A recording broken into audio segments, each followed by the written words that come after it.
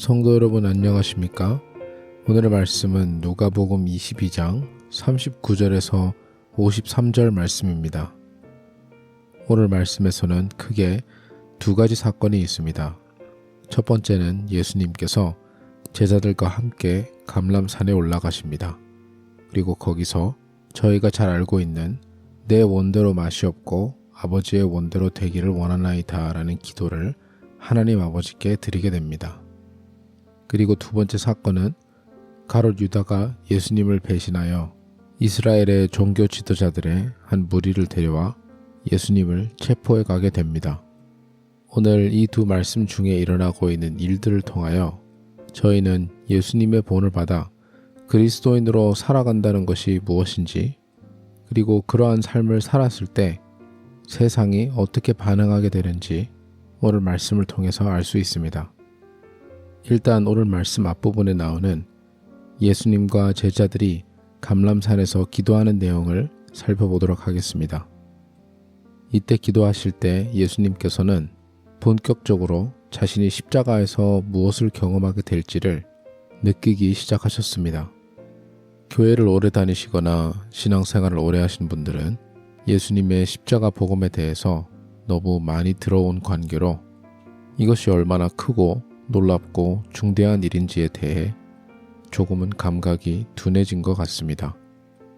예수님께서 십자가에 못 박혀 달려 돌아가시는 사건은 그때 주님께서 경험하실 단순한 육체적, 신체적 고통보다 그 순간 하나님 앞에서 예수님은 죄인이 되어야 하며, 신학적으로는 예수님과 하나님 아버지의 삼위일체의 그 연결끈이 끊어지는 것은 아니지만 마치 그 연결이 끊어지는 듯한 느낌을 경험하게 되신 것입니다.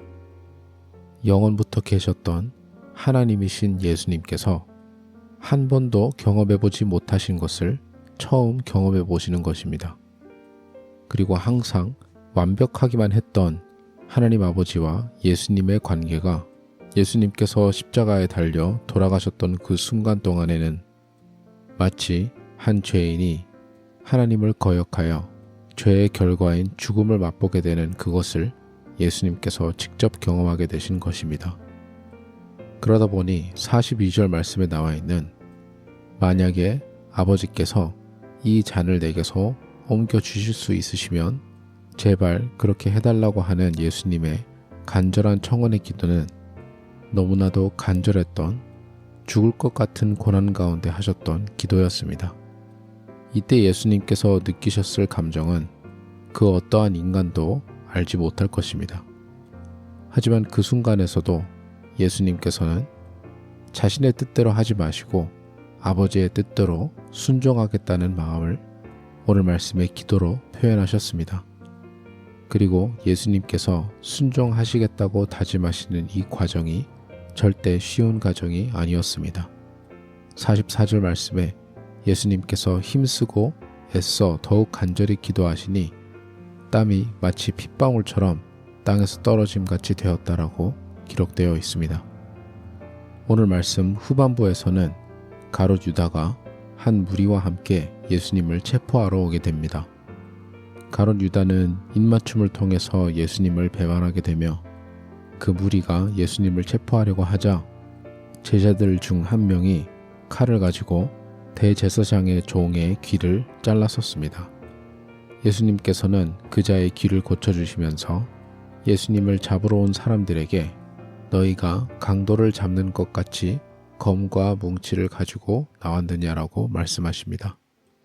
그리고 예수님께서 날마다 성전에 계셨는데 왜 그때는 자신을 체포하지 않았냐고 말씀하시면서 마지막으로 지금은 그 정해진 악의 시간이 왔다라고 말씀하십니다.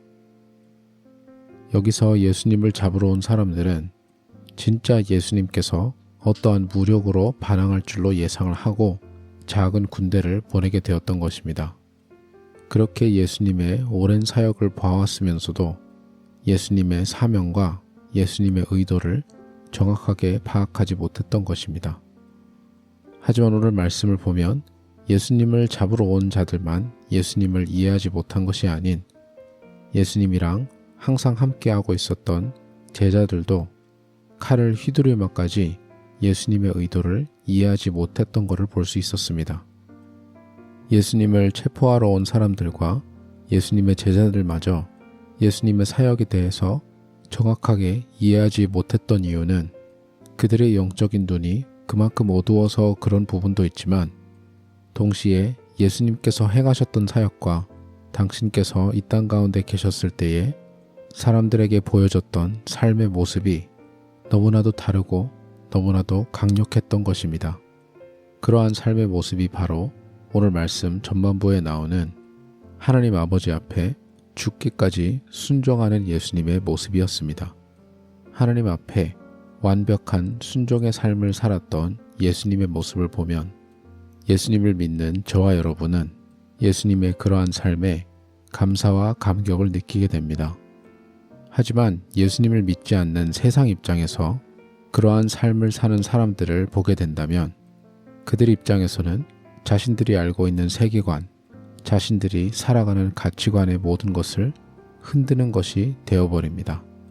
그러다 보니 예수님께서 이스라엘의 종교 지도자들을 협박하시거나 공격하셨던 적이 한 번도 없으셨을지라도 그들 입장에서는 예수님의 그렇게 획기적인 삶이 자신들에게는 너무나도 낯설고 자신들의 죄와 잘못을 드러내며 그들에게는 공격적으로 느껴졌던 것입니다.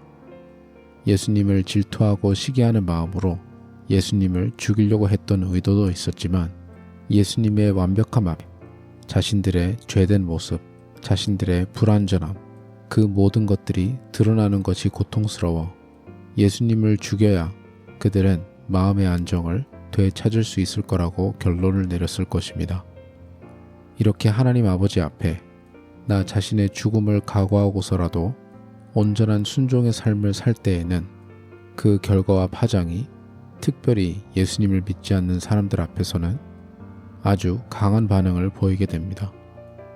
그렇다면 하나님의 자녀인 저와 여러분은 나 자신의 잘됨보다 하나님의 뜻을 우선으로 하며 살아가고 있는지 돌아볼 필요가 있습니다.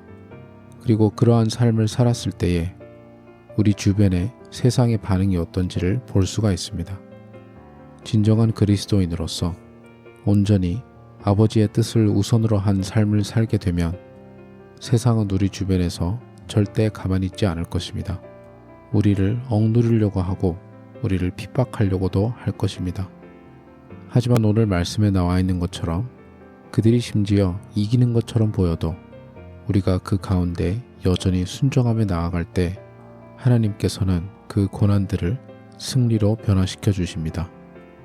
오늘 말씀에서 예수님께서 하셨던 그 기도가 절대 쉬운 기도가 아닙니다. 때로는 그 어떤 기도보다 가장 힘든 기도일 수도 있습니다. 하지만 예수님께서 우리를 위하여 그 기도를 먼저 하셨기에 주님의 보혈로 살아가는 저와 여러분은 예수님을 믿는 믿음으로 하나님 아버지 앞에 그 기도를 똑같이 할 수가 있습니다.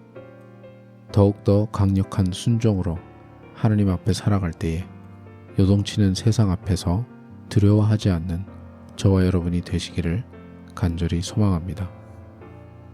기도하겠습니다. 하나님 아버지, 이 세상 살아가면서 우리가 원하는 것이 참으로 많습니다. 하지만 주님, 그 모든 것보다 주님의 뜻에 따라 순종하는 저희 모두가 될 수 있도록 인도하여 주시옵소서.